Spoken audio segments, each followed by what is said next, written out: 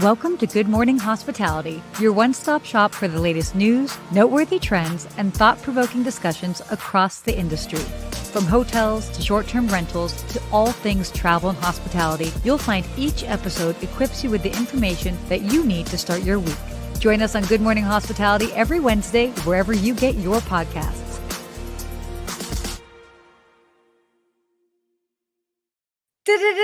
Oh, look at this. We're looking a little different today. Well, good morning, Katie. Good morning, Sarah. Oh my gosh, I love this. So, as you can see, Katie is not Steve. Steve isn't here. He's got some things that he's not going to be able to join us this week, but he'll be back next week. And so Katie decided to grace us with her presence again. We had so much fun last week. And by the way, I mean, that was like genuine when we're like, oh, we have to do this again. And I know. I can't believe here we are, second week in a row. Hello, everyone. As Sarah said, I'm not Steve, I'm sorry to say, but I am Katie Cline. I'm the host of the Skift original podcast, Sweet Success. And I fell in love with Sarah last week when we met at Skift Global Forum. So I'm really excited to be here with you all today. I mean, the love was mutual, by the way. The love was mutual. Well, this is exciting because we get to do this. Like, we obviously got to do a little bit of the show last week live, and now we're doing it from our respective homes. So before we dive into our topics, like, what's been going on? Have you had a good week? Like, since what was it? 6 days it's been since we've seen each other. It has. I am in the throes of the dreaded 4-month sleep regression with my little one over here. So I promise you I'm caffeinated and excited to talk to an adult right now. You know, I think there should be a study done. And I think that there's probably so much that we can learn from parenting and applying it to hospitality. That is very true. Patience is a virtue. Patience being number one. You know, you're just like priming yourself to just like remember, like there are certain things that, you know, like when people get cranky and I'm like, they just need a nap. They need a nap. They need some food. Maybe they need a change of clothes. We're really simple at the end of the day. Super simple. And then it's like when you've got a child, you are reminded that at the end of the day, it's just simple things that we need. Yes. And what about you? You've had a crazy travel whirlwind schedule. Is it good? Yeah. So after we were together in Skift, I ended up going to Miami. I was there at the Independent Hotel Show. Got to share the stage with Dina from Stay Pineapple, which was so cool. We talked about hyper personalization and ways that properties can gather information about their incoming guests and then how they can act on it. And by the way, what they are doing at Stay Pineapple Hotels, it's awesome. Look, they only have about 10 properties, so they're far more nimble than some of the larger brands. But for me, that's always what gets me so excited is that these types of hotels can, oh, good morning, Steve. Look at this. Steve just popped on. Wait, can we share this? Oh, Steve, you are missed. Hey, maybe, next time I wanted one of these weeks, we should get the three of us on. How about that? Oh, that would be so much fun. I was actually looking. Sandwich. It was like a year ago today that I was in your seat with Steve. I can't believe it's been a full year. That's right, because I was in Asia. Mm-hmm. Oh my goodness. Yeah. Oh wow. No, anyway, full circle moment here. Full circle moment. Well, Steve, we'll get you back on. And then maybe we can have like the three of us chat. That'd be fun. But yeah, so Stay Pineapple, love what they're doing. They really lean into technology to be able to get people to share information. And I love this. So instead of just sending like an outreach email to, incoming guests, it's almost like it gamifies it. So, and instead of just saying, on a scale of 1, 2, 3, asking questions, they're like, what would you like us to know? And they just leave an open text box. And she was explaining that just by having a text box of like, share whatever information you would like to share with us about your upcoming stay or what we should know about you.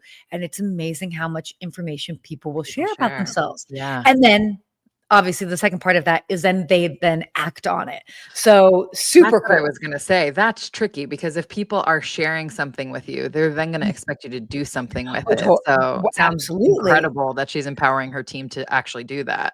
And she has no limit as far as how much they can spend to do something for someone. So, Wow. and she said that in all of the years of them doing that, nobody's gotten above and beyond, like nobody's done anything like egregious. And she's like, Right. I'm waiting for the day that somebody does Well, something crazy, and I can be now like, that the secret yes. is out, Sarah, I might just put in that text form like, I'd really love a private yacht, Yeah, yeah, right. No, just like make it up. I think it's too funny. But again, fantastic conversation with her. Love that. So yeah, it's been a fun week. A week full Yeah, of hospitality stuff. So that's been fun. absolutely. Very Well, cool. welcome home. Well, thanks. And likewise to you, even though you Thank were you. not too far from home in New York. All right. Well, why don't we go ahead and get into our topics for today, if you are Sounds great. ready? Let's do it. Whew. Okay, so our friends over at Spirit Airlines, we know things are not looking good for them. They're continuing to not look good. Now I feel bad for the people that work for them, but Spirit is about to furlough 1,800 flight attendants to cut costs in their second bankruptcy. I mean, look, we knew the future wasn't looking bright for them. Obviously, they have to cut jobs, but this is I mean, I feel bad for the people that are working for them. Yeah, this is What about tough. you? What I appreciate is they are doing voluntary redundancies first. I do think that that's a nice way to mitigate the people who want to keep their jobs and want to stay Sure. there. But I do also worry about the ripple effect. You know, after COVID, we saw a lot of great talent leave the travel industry. We've had a bit of a recruitment issue getting people back into the Mhm. industry, Yeah. particularly because a lot of our roles are in person versus people Mhm. looking for hybrid or work from home roles. Flight attendants being a perfect case scenario of that, right? And so, Yeah. what is going to happen to the industry if people don't see these as roles that they can have a bit of longevity with? No, it's so true. And by the way, for frame of reference for those that are tuning in, when we're talking about 1,800 flight attendants, that's about a third of their cabin crew. So that's a lot. Yeah. And again, I love that you mentioned the fact that they are doing, voluntary furloughs at first. I mean, none of this is easy, and I'm sure a lot of the employees had a feeling that this was going on. They're also, by the way, negotiating with the pilots union to reduce contract costs by about 100 million. Yeah. So that's wild. Yeah. And it's not a great message when people are thinking about safety concerns. Yeah. So it will be good to see how the company takes it from here. Oh, I was completely thinking about safety. Absolutely. Yeah. Yeah, I feel like what's going to be fascinating is how it like moves forward from here. Not even Right. forward, but basically, like, I mean, it's what ends up happening. Like, Yeah. does somebody come in and save them? I doubt it, but yeah. So yeah, it is not a good time, I have to say. No, they're fighting the battle on two fronts. One, the internal communications, and then the external communications as well. Mhm. So I assume they are doing what's right for the company, for the bottom line, and hopefully, once they've gotten back to stasis, they can bring it from there. Yeah. Yeah. So are you a fan of Spirit? Have you I ever haven't. flown Spirit? I have never flown Spirit, actually. How about Yeah. yourself? I flew them once, and it was a red eye to Ohio, and I remember I couldn't recline my seat. Now, that could have just been the random seat I got, but I Sure. remember being so uncomfortable, and I was like, I'm not gonna do this again." I was going to my cousin's wedding, and I was like, "No, this is." I mean, I think I did it for the plot. Let's be honest, I did it for the plot. This was a while ago, before I had status with Delta. And Before there's I a good knew better. consumer for that, right? Maybe the price is a third of what the other carriers are offering. There could be a customer for that, absolutely. We know. Is that you? It doesn't sound like it. Is it me? Probably not either. Yeah, yeah, yeah, exactly. Well, I mean, again, by the way, echoing what we heard last week with Frontier, again, there's a product for everyone, Right. So I mean, and that is the big concern with this. Not necessarily that they were like it's a model product, but it is an option for individuals that it's like they just need something inexpensive and they need to get from point A to point B. And that's why we need low cost options, in the marketplace. So I think we just need options, period, right? It should be that up too. to the traveler to choose. Maybe they want the Yeah. high end, maybe they want the low end. And a lot of what we talked about last week with hotels and short-term rentals, it may be the same person choosing different options depending on the Yeah. trip too. You may Yeah. not always be a low-cost carrier option. You may not always be in Delta One, although we probably would all love to be. But it depends on what your needs are at that certain trip. Yeah, absolutely. Absolutely. So, lots going on with them. Will be interesting to see how that ends up playing out. Good morning, Christelle, joining us from rainy Palm Beach. I think Ooh. Palm Beach in the rain is still nicer than most places. Yeah, I mean, it is. It definitely is. Good old Florida.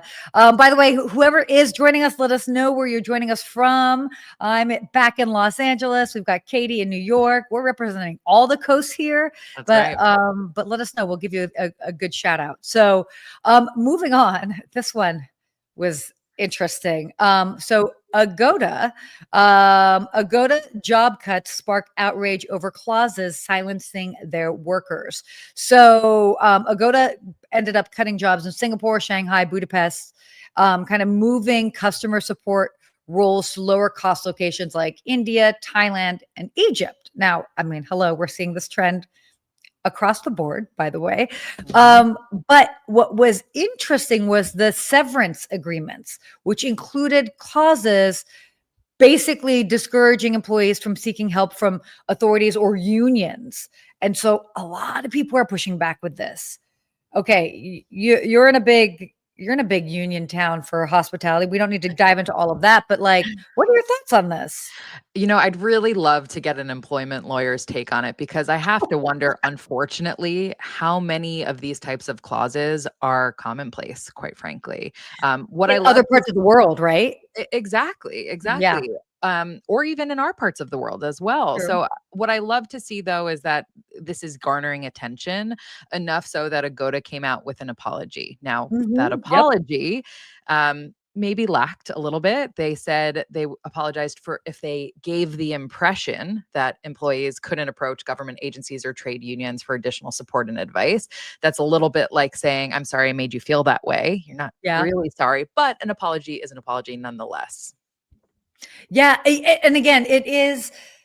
Yeah, but I mean, it's like apology, apology after the fact when it's kind of like, ooh, I was trying to take We've been advantage caught. of our employees. Yes, yes. I did see this happen recently with a friend, actually. He was made redundant, and in order to get Okay. the severance, they gave him a clause where he could not work for a competitor for a year. And he had a very entry level job. The list of competitors was way, way longer than you would think is an actual And overt how was his competitor. severance? Fine. It wasn't huge by any means, but when you're in that position where you're losing your job and you didn't have the expectation of losing your job or the plan of Uh, losing your job and you have a family to take care of, are you going to take the money that they're giving you, even if it comes with stipulations? Or are you going to say, I don't want your stipulations and therefore I'm going to have nothing? I mean, it's a tricky place or for people to be in. or negotiate, and hopefully it would be like that they at least cover a year, that the severance would cover at least a year, because that one, without doubt, I would be like, this severance needs to cover a year if I'm not allowed to work with these companies. Like, what do Well, you in like? his situation, it was an entry level role. It was his first Yeah. in sales. It was part of a mass layoff. I don't even know that there was a person that they got to speak to about it. So in theory, yes, we would do all of these things, but when it comes down to reality, sometimes we feel like our hands are tied. Yeah, no, that and that is a very valid point, especially like when it is entry level. I mean, I think back on the certain situations I was put in when I first started in hospitality, that then after at least like 10 years of working in the industry, I would be like, oh, no, Yeah. no. But Yeah. like when it's new to you, you might not know how you can stand and like what legs you can stand on in essence, in these Exactly. certain situations. And the longer you've been working, you realize like how commonplace this is. Unfortunately, restructuring in business. I mean, look, our first two headlines of the day are showing that, right? But I Yeah. do think there is still a stigma with losing your job or being made redundant, Mhm. or, even a tinge of shame that some people feel. Not that they should, but they do. So Yeah. oftentimes you might be in this position of just, trying to take it and sweep it under the rug and move on fast. And you're not Yeah. necessarily empowered to do what's right for you. Yeah, it really is like a gut punch. And I mean, we are going to be seeing so many more of these. I feel like before things start to take a economic upturn, I think we're still going to see more of a downturn, and that is obviously impacting businesses not just domestically, but globally. I think a lot of people get so focused on like, here, and it's like, yo, hold on. We live in a global world. And so what generally is happening here is also happening in other places. It just Right. happens to be what we're immediately consuming as far as like news and all of that. And we have to really understand that what we do here impacts places elsewhere. And so whether it's like lead by example or just know that you're kind of not in it alone, like while we're weathering this storm, whatever that is, it's challenging times. Yeah, that is the beauty of the hospitality industry. I do think our industry, we really understand that kind of global purview, whether Yeah. it's welcoming guests from all over or expanding brands into other parts of the world, which is probably a perfect segue to our Yeah. next topic. Yeah. Let's go ahead and look at you with that nice smooth transition there. So let's talk about IHG Hotels. Their Ruby brand is finally making a US debut. This is a huge thing. I'm actually not that familiar with the Ruby brand. Had you been familiar with it, by the way? No, the first time I heard about it was last week when we were at Skiff Global Forum Yeah. together and we heard Same. Elia Malouf, the CEO of IHG, speak about it. And of course, I Yeah. went down the Google rabbit hole after that. Yeah, exactly. So for those that might not be familiar with Ruby, so it is IHG's 20th global brand, and it Yeah. was founded in Germany in 2013. It now includes about 34 properties in major cities, by the way, like across Europe. So this is going to be interesting that they're now debuting it in the United States. Yes. But when you kind of went down the rabbit hole, did you see, how would you kind of describe or maybe equate this brand to another brand for context? Yeah, they're positioning it as part of their premium portfolio. And Mhm. what we heard from Ellie last week was that this is a product that works really well in cities that people want to visit, Yeah. places that you have maybe smaller footprints than you do on like the resort places and such, Yeah. but wanting to be really in the heart of a place to visit. Now, of course, Mhm. many brands can say the same thing, but I think it'll be Sure. interesting to see how IHG can deliver on that. Yeah, and so for those that want to know, I love this.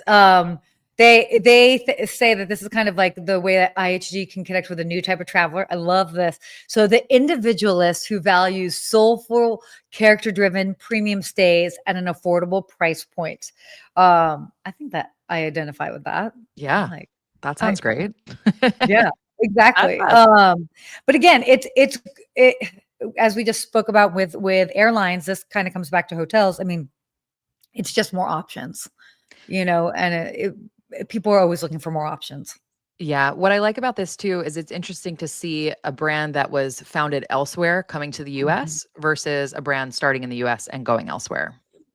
And that's also always interesting how it ends up landing. Mhm. You've got, sometimes it does well, sometimes it is a bit of a challenge. I mean, I have a feeling, just because of the type of brand that this is, I have a feeling this will do well because it's kind of hitting the type of consumer that's going to be open to that, and because it's still a little bit elevated enough, people are that are it's a type of traveler that's going to want to try something new. It's like, oh, I remember this, or I know of them from Europe, or etc. So I think it actually will do well.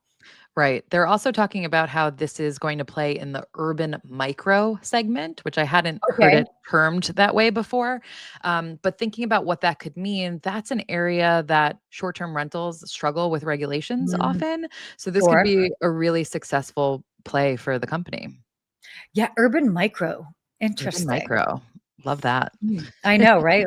Love a good new term. A new term. Yeah. Anything to make our small living spaces in big cities sound nice. Yeah, well said.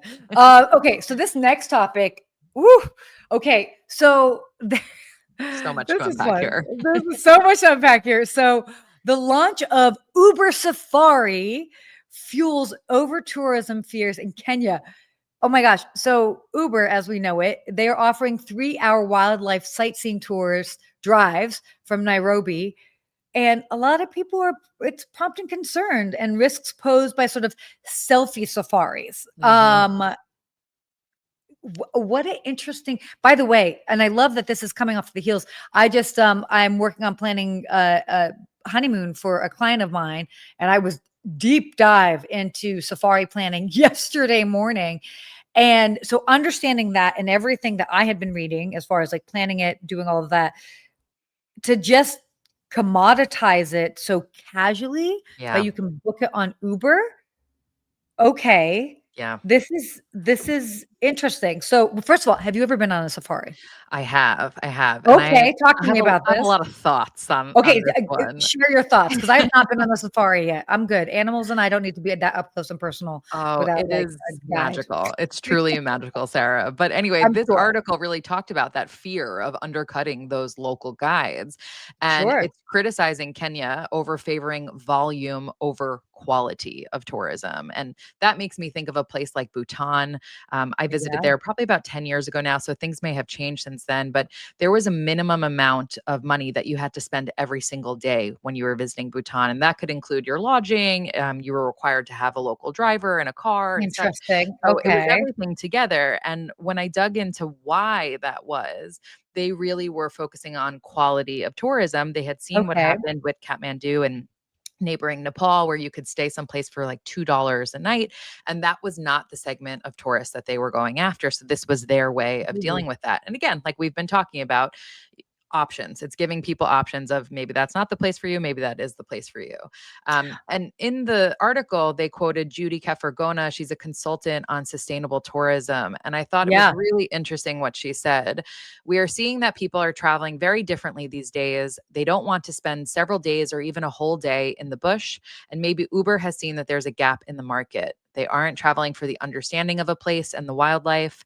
They are there to tick off their list, get content for social media, and they don't seem to care if they're with a driver who knows anything. A quick in and out of the park, a selfie at the gate is enough for some. And I find that to be really unfortunate, but then it begs the Yeah. question, right? Of if this is consumer behavior, do you develop a product for them or do you try to change their behavior? Yeah, no, I mean, and I definitely understand that. By the way, I want to acknowledge Chris Palmer's. By the way, Chris, thanks for joining us. He was asking, is there going to be a cap on how many get into the parks? Did you see that? I mean, I think that right now it's a pilot that they're testing it. So I'm sure Yeah. with the pilot, there's going to be some sort of cap to it. But I think it's just indicative of a lot. I mean, at the end of the day, it's quality control. I mean, we've all taken an Uber that we've gotten into and we're like, oh, this person should not be taking us to the airport or down the street or whatever it is. Okay. And that's just here in our concrete jungles. Now take that out to a safari. Yeah. And I mean, we've seen the videos where people are out there and it's like, whether you've got a lion that's approaching or an elephant that's approaching a car, and if you've got somebody driving it that doesn't know how to either make the right noise or whatever to deter them, this could get real dangerous real quick. plus the respect for the animals in their environment as well. And you asked Yes. about the safari that I had gone on. So when my husband and I were on a trip in South Africa, it's actually where we got engaged, and we were on safari in the Timbavati Game Reserve, and it was incredible. And the fact, really, what made it so incredible to us was our guides. They Yeah, I'm became sure. friends by the end of the trip. They even had dinner with us a couple of nights to just get to know them on a personal level. But what they taught us about the animals and how they lived and why they Yeah. this way, and it made the experience so much more valuable Yeah. and made me feel like this is a difference between observing and being a part of the animal Sure. kingdom or going to a zoo, which feels really icky to me, Yeah. right? And Sure. contrast that with, on our honeymoon, we spent some time in Sri Lanka, and we did kind of what sounds like what Uber is offering here, just a quick tour of the Yala National Reserve, where they're known for having leopards. And yes, in the Timbavati, they would radio other drivers and let each other know if something big was happening, but Yeah. never more did you have than 4 or 5 cars at one, moment in time. Totally. In Yala, when a leopard was spotted, you would have sometimes 20, 25 cars surrounding it. And then you're looking around and going, this doesn't feel right, guys. And so Yeah. I wonder what kind of stopgaps they'll put to make sure that this doesn't become the same thing. Yeah. I mean, to me, it's just more of a safety concern. But yeah, like Chris is saying, he's like a crazy driver. Is that going to hurt the wildlife in the Yeah. long run? Absolutely. And change their behavior. We are there to be observers, not to be Yeah, part of it, right? totally. Now, I'll play devil's advocate on this. Good morning, Kate Parrish. Hi, Thank you so much for Kate. joining. Oh my gosh, this is great.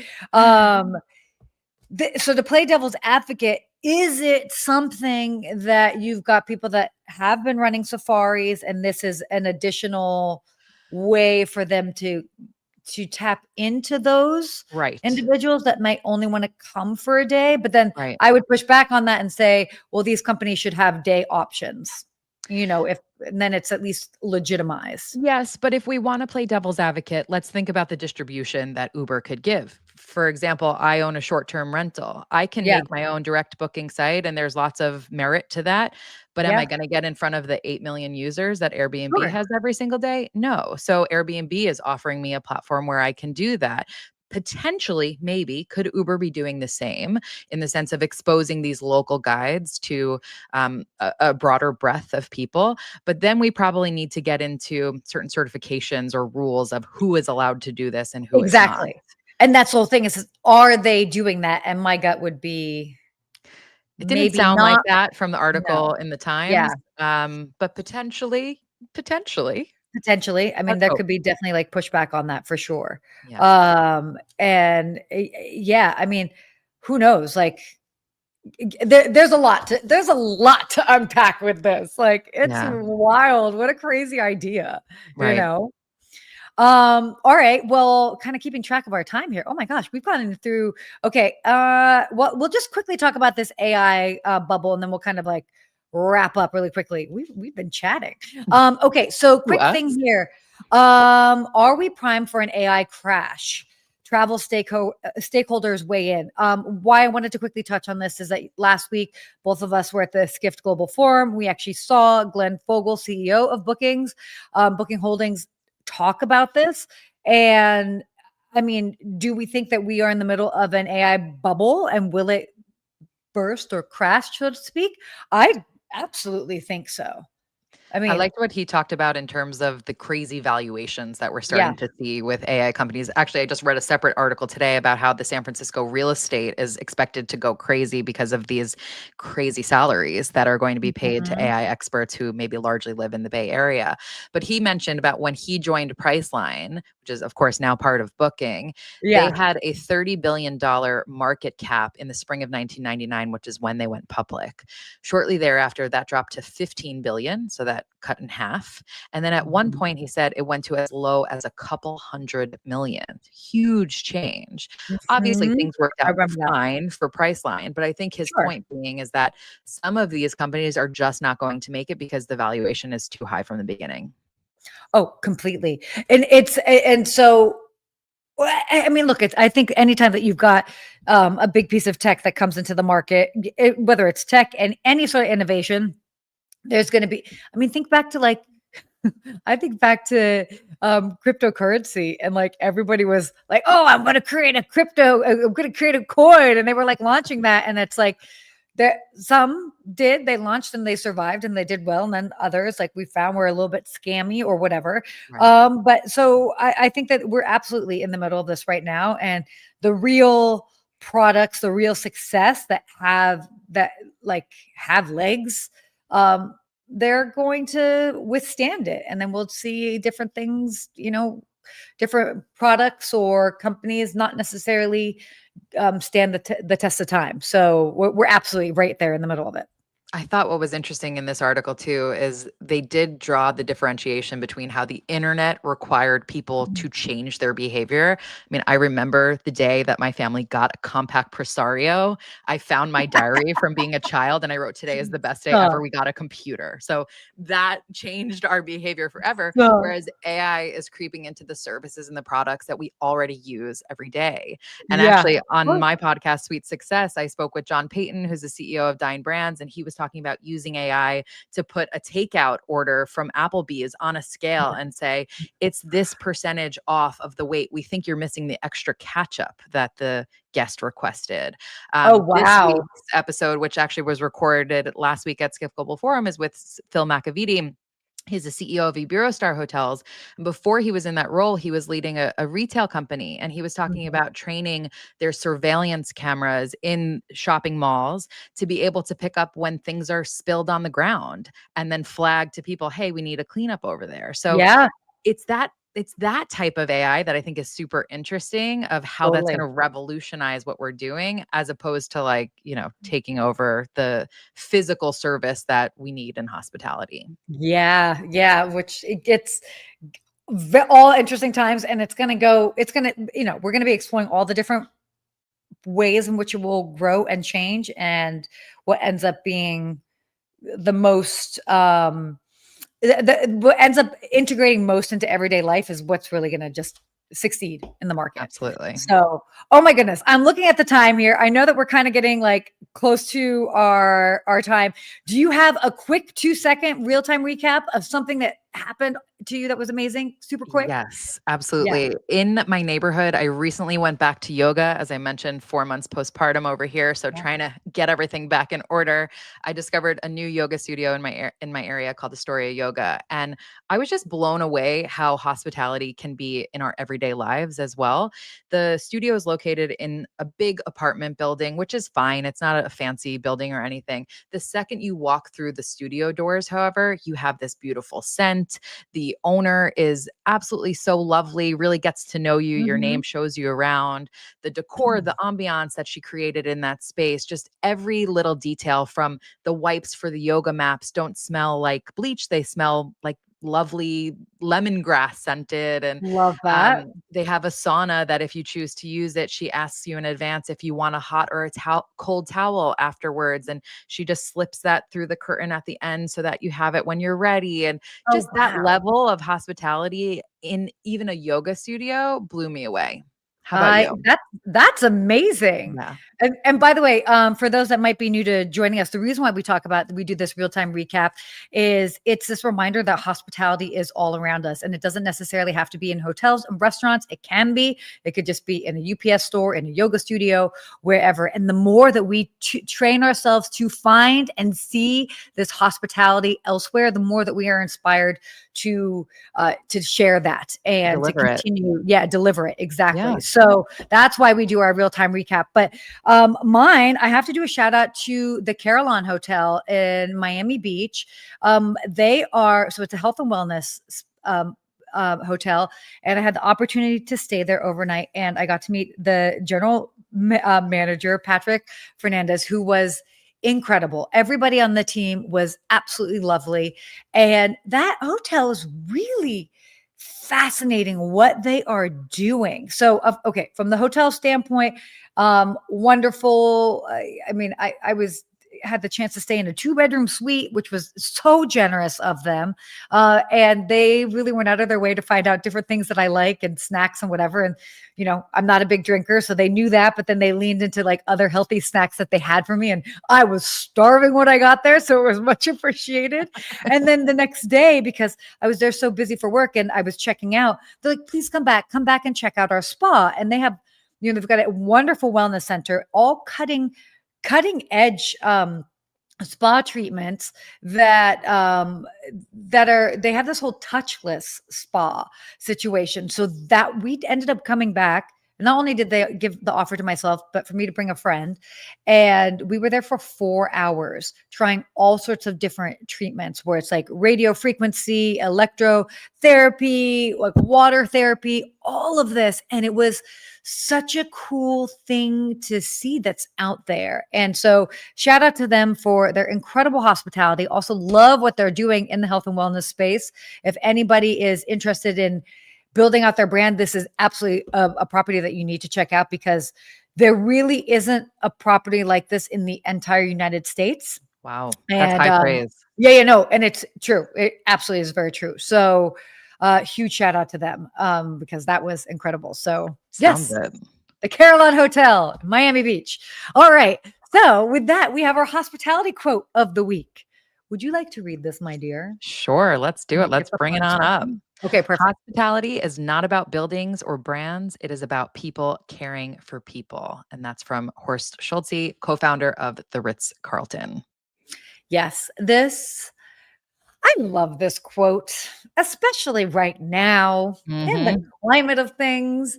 I think it just, and I'll just say this briefly, somebody that I post quite a bit on social media and have I created my brand in 2012. So definitely not new to this space or just the different things that are happening in the world. But sometimes when the climate is the social climate is so heightened, it's like, how can I contribute to the space without just being extra noise? And what I love about that is at the end of the day, it's about people caring for people. And I think that we just really have to remember that, especially when we're pummeled with so much information that might be negative thoughts in one direction or the other direction, that it really just comes down to being people. And that's why I love hospitality so much.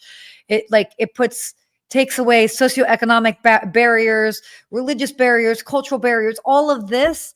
And it just reminds us that we are people. And that's what connects us all. Getting to know each other on that one-to-one human level, taking care of what we need, like you mentioned with your example of having snacks in the room, kind of like what we talked about with babies. Just feed us, be nice to us, let us relax a little bit. Feed us, pet us, tell us we look cute. No, I'm kidding. Exactly. And Ritz-Carlton, of course, a brand that's famous for empowering its associates and giving a limit, a really healthy limit, to be able to over-deliver on guest expectations. A lot of what you were saying with your friend at Pineapple Hotels as well. Yeah, exactly. So there's a lot out there, and we are very, very lucky to get to work in this industry. It is, I personally think it's an industry that can really make a difference and in the world. So yay to us. So, well, this has been a great show. Did you have fun? It's so lovely to see you again. Thanks for having me back. Oh my gosh, of course. No, it's so fun to have you back. We're definitely going to have to do something where it's the three of us are on here. I think it'll be great. We'll have Steve in the middle, flanked by two blondes. We'll talk about everything that's happening. It'll definitely be a great show, but I look forward to it. Yeah. So everybody that tuned in, thank you guys so much. As always, if you like this, please be sure to share it, follow us, like all of the things, do whatever you can to help support us so we can continue creating fun and educational content like this. But until next week, Katie, we always say one thing. So, but I will end it unless you want to join me on it. But thank you guys, everyone, and stay hospitable. Bye. Bye.